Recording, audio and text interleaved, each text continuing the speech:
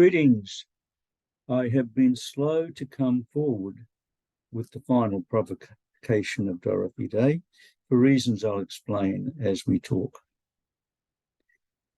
This is a summary of a lino cut. Yes, pieces of art cut from linoleum by Dorothy Day's granddaughter. They're a summary of where we've been for some time. The provocations are meant to be personal signposts for those who want to make a difference in this world. And that's very much logotherapy. The signposts, to be deeply uncomfortable. Yes, never satisfied with who we are, realizing that we could always be someone slightly better or maybe a lot better.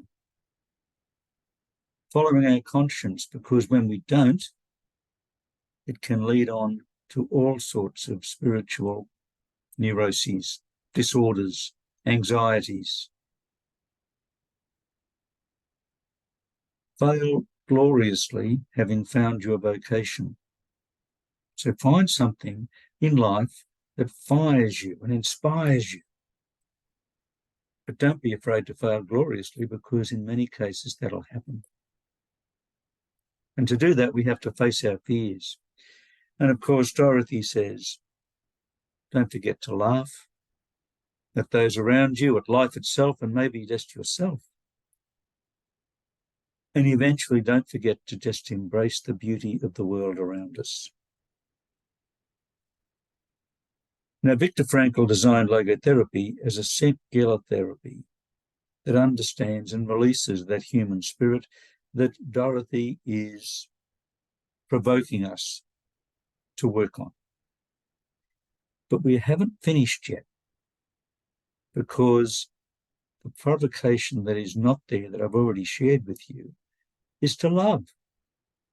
And love's very much an action word. As Erich Fromm says, it's an act of concern for others. It's actually looking upwards towards that light and wanting to climb towards it rather than to hide deep in the cave. It's hard to explain just how much an action word love is. But the last provocation I've avoided putting forward for a while because I wasn't quite sure how that would affect people. And there it is, to pray. You see, God's going out of fashion.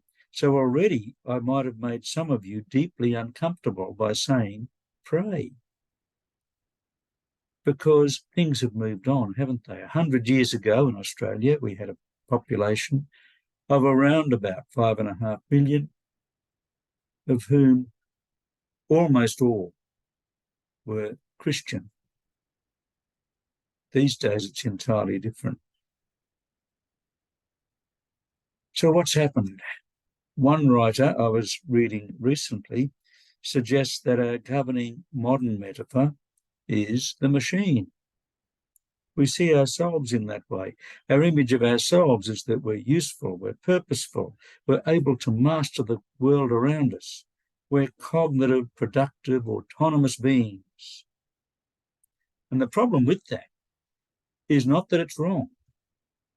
In fact, logotherapy and Viktor Frankl would say it's perfectly true. And it becomes very true, but it can be exclusively true. And then what happens is that we have an identity crisis. And that's exacerbated by a thing called artificial intelligence. AI is hypercognitive, hyperproductive, and indeed increasingly autonomous. So where are we? Where's the human? And that's what logotherapy is about. Logotherapy suggests the human is a spiritual being. The human is that being that Dorothy urged to pray. Now, what does that mean in a modern context? Well, the Black Dog Institute, which tries to help people out of their depression, is suggesting ways to do that. All of these ways, in their own context, are part of religious belief, if you want them to be that.